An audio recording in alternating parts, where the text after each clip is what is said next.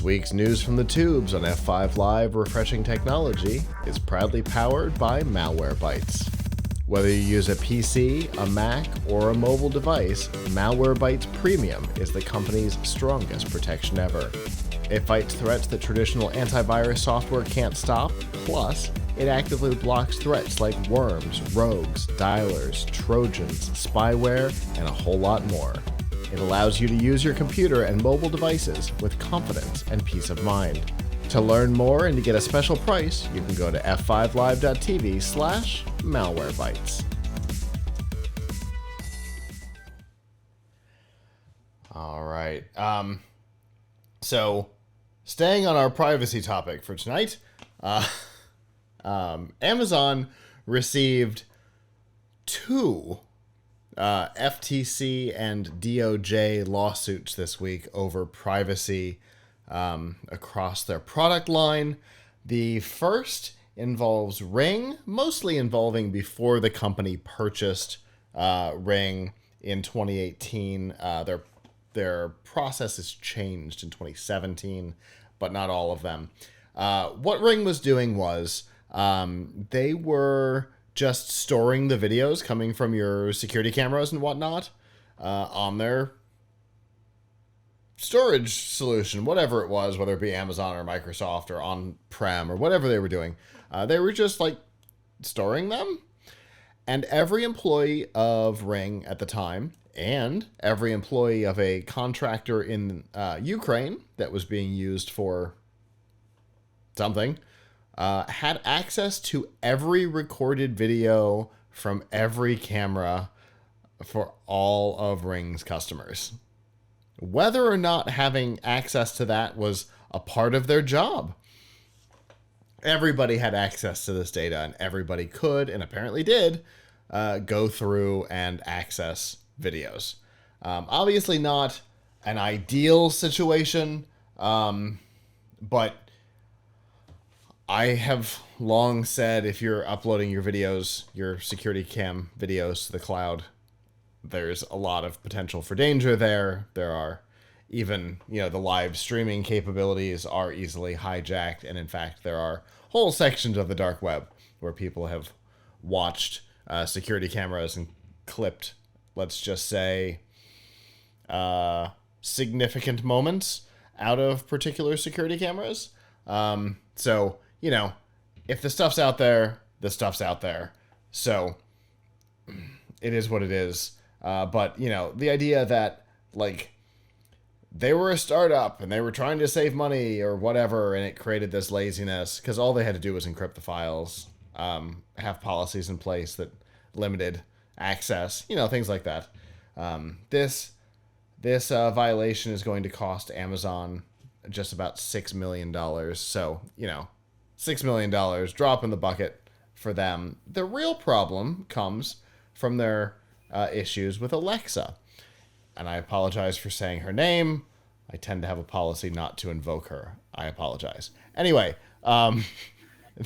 their always-on speaker solution has been collecting data. It records interactions. It uses those recordings theoretically to improve the listening capabilities, the detection capabilities, the voice recognition capabilities, things like that, across your account and across the system as a whole. Problem is, kids use them, and there's a law here in the United States called COPA, and COPA regulates what can and cannot be done with information coming from children. For example, voice recordings and geolocation data, both of which are stored for interactions with the speakers. And that has caused them a ton of problems because that data has been used to train their systems.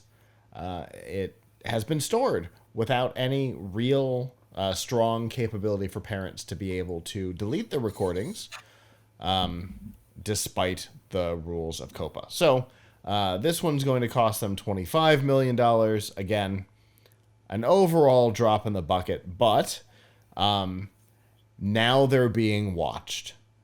for their policies. There are rules that have to be implemented. There has to be full compliance with COPA, including the ability for parents to delete their children's voice recordings and geolocation data, and a full-on ban, which already exists, but sometimes you have to specifically call out to certain organizations the rules of law, and in this case, that's what's happened. A complete ban on using any data associated with kids to train any AI systems. So 30 almost 30 no yeah almost $31 million in fines this week. Both of these settlements are pending judges approvals, court approvals, and then lots of rules put on top of them. Now, of course, we've had conversations about smart speakers before, and this particular type of privacy leak. Avram, I think we all kind of know your position on them. Yeah. Well, first of all, my question is, you say that the parents should have the right to have the recordings deleted. Mm-hmm. Should they not be collected in the first place? Yeah, so there's a particular, so long as it's all, there's weird rules. The data can be collected so long as it's not used for certain things. And in this case, holding on to the recordings for certain reasons, I don't remember what they are. They're allowed to hold on to them, but they are not allowed to hold the geodata at all. And I think the indefinite storage of the recordings has to end as well. They're also being required to delete, not suspend or disassociate, but delete inactive kids accounts as well. But yeah, they are They shouldn't allowed to have hold it, but you're right, they shouldn't. But they shouldn't have kids accounts at all. But part of the problem is, to be fair to Amazon, right? Like, how do they know what's a kid um, when anyone in the home could be talking? so if a child uses a standard account, um, that falls under it. It all falls under the owner of the account. So like with our speakers, it's able to recognize voices and tune into that particular person's data. And one of the types that you can have is a kid's account. They've got that deal with Disney. Disney, where there's the Mickey Mouse feet thing for the speakers and stuff, and it can talk to them maybe as Mickey Mouse, though with the celebrity voices being discontinued this week, that may not be the case anymore. But it's all like kid friendly. It's like YouTube Kids, right? It's a very streamlined thing for very specific purposes. It's not a full experience like what the adults get. So if a kid uses the adult account, then it is what it is. But theoretically, if you've got the I know whose voice it is, it should be able to go into the kid's account and therefore have rules about recordings and things like that. Huh. Interesting. Yeah, I mean, in my house, we're on Google Assistant, Mm-hmm. and I don't know if there's that capability, but we have not set it up. It's all just one account, Mm-hmm. uh, which I think which is connected to my wife's Google account. So, I mean, not that the kids use the assistant a lot, but sometimes, they'll tell it to turn on the light or turn on Sure. music or whatever, and um, it's doing it. But I remember now this something I'm curious about whether this is implicated in this story. Do you remember a few years ago there was a story about Amazon employees sort of sharing clips around for fun, and they had caught clips of adults like they had all kinds of stuff that like was somewhat kind of illicit. Like they would, catch people having arguments or intimate moments or whatever, and then they'd be from like the emailing it speakers. to each other from the speakers. Yeah. Yeah. Yeah, I definitely remember that. Almost certainly there's something going to be involved in that. Um, in particular, like I imagine that that's going to tie in more on the with what they're up to with Ring, because this particular one was Copa related. Right. But they are very clearly doing a deep dive into Amazon's data access and retention policies. There's no way that the speaker access doesn't get wrapped up in this eventually. But this particular thing was about children's privacy violations. But I suspect there's more coming. Because, yeah, I remember all of that. There was the issue where they say they don't record, like, they only record the interactions, a successful interaction with the speaker. Right. You say her name, you ask a question, she's able to answer. That they don't just record background noise, but they turned over a recording to the police that caught a murder suspect, even though nobody had said her name. So, there's been questions about the way they listen and the way they retain data for quite a while, because that was a couple years ago. Yeah. Yeah. Yeah. I know.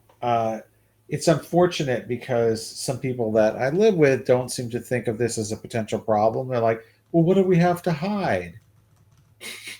Uh-huh. Like, Yeah. I don't want some strangers listening to our family conversations or whatever. Like, I don't want that. So no, it doesn't matter if you're committing a crime. I don't want people in my business. So we operate under the assumption that this data is just not going. It's just going into a computer that doesn't a dispassionate computer that doesn't look at it or listen to it. Right. But Because there's how do humans. we know? There's always humans involved somewhere. Right. How do we know? And I think in general we have to have much stronger regulation and crackdowns on what companies are doing with data that they collect. Mm-hmm. People are very focused on this personal data, which is great, but I think we also should be focused on companies and how they are collecting data from businesses and companies and Yeah. even the open internet. Like, I think a lot of these larger companies feel like they're untouchable, and therefore they can take whatever they want and use it to their advantage. You put up some code on GitHub, great. We can use it to create a GitHub Copilot, without your consent, Yeah. or paying you for it. You write an article about what the best CPU is. No worries, Google is going to take that without giving you any credit or money. Going to recommend the same CPU and say that they thought of it. Mm-hmm. Like, we are living in a time of plagiarism laundering engine. AI AGI is more like PLE, plagiarism laundering engine. So we need so we need to, I think, have better ideas of what data is being Yeah. collected of ours and what is being done with it. Whether Yeah. it's being used for I mean, this was training too, right? Oh yeah, we're trying to make sure we give you the best interaction. I don't know. Like, how do we know that's true? Like, what do you mean? Mm-hmm. What do you need it for? I don't know. Like, what legit things are they learning from it? I mean, I suppose they're learning what people are asking for, but do they need recordings for that? Right. Right. Yeah. It's all like it's a huge topic, because from a legal standpoint, it's difficult to create laws around it, because the people who are in charge of creating laws are almost exclusively way below knowledgeable on anything that's going on. And even if you brought people in as experts, it's I'm gonna ask questions as an opportunity to embarrass you or to get a point across or whatever. It's never for understanding. So none of these people have any idea what's going on. You know, you might have a Right. Yeah. couple of people that have a tenuous Well, grasp because it's how we ended up with the law that prevented Netflix from you being able to say to share from Netflix that you had watched a movie or a TV show because some judge had rented an adult movie at a on a cassette at a family rental yeah. store one time and it was reported on. Yeah. We There's this is a serious problem because now we're coming into time like we could have had we could have had a segment today on like the was it the Senate hearings that they had about AI and all these people who were testifying that AI needs to be regulated, but don't regulate us or whatever. mm-hmm. Like the CEO of OpenAI, AI, is an existential threat, needs to be regulated, but you don't need to regulate us. Something like look, this is, I mean, unfortunately, first of all, there's a lot of money involved, people getting donations from various companies Mm-hmm. that don't affect their donors. Then there are other people who are very anti the tech companies because they feel like the tech companies should be taking a political stance that they're not, or they don't like the one that they're taking, or whatever it is. So it's a mess, and nobody wants to step up and say like, how are these things actually capable of damaging people's safety, security, livelihood, intellectual property, things like that. So I don't know. I think these things are more likely to be resolved in lawsuits with existing laws than Yeah, they are to be the subject of new laws. So like COPA is an existing law that came out like what in 1999 or something. something like that. Um, I remember when it came in, I was working at about.com and we were like, oh, now we have to be careful about who uses the chat rooms or Mm-hmm. whatever. I think we had chat rooms and we closed the chat rooms when COPA went into effect because they were worried that there Yeah, could be people logging in the chat room that were under 13. So yeah, I mean, I think it's, you gotta, I hope that they're held accountable, but $25 million or $6 million is nothing to a company yeah. like Amazon. It would have to be something that was ongoing where they were where they were fined like millions of dollars per violation or Mm-hmm. something Mm-hmm. crazy that would really, really hit them in the Yeah, pocketbook. yeah, for sure. This is a minor slap that, I mean, other than the fact that clearly they're being watched internally, and so therefore, you know, uh, things are going to have to change going forward. They're still going to skirt it. They're going to try and ride the line as much as possible and do as much as they're allowed to do. So, yeah, like you said, things have to change, and I'm not entirely sure how that happened. Maybe, more more tech savvy people need to be involved in the process or something. I don't know. But right now, data does seem to be just open and whatever, and I don't, like you said, I don't think it's going to be good for anybody going forward, except the big tech companies. Hello, YouTube. Thanks for watching, and I hope you enjoyed this episode of F5 Live Refreshing Technology. If you did, please subscribe to the channel down below, and of course, hit the notification bell because we know that subscriptions don't mean much on YouTube anymore. If you've got topics that you'd like us to talk about in the future, please comment them down below. And if you'd like to not follow us on YouTube, there's lots of ways that you can follow along with our content by going to plughitslive.com/subscribe. There you'll see all of our shows and all of the ways that you can watch, listen, and follow along.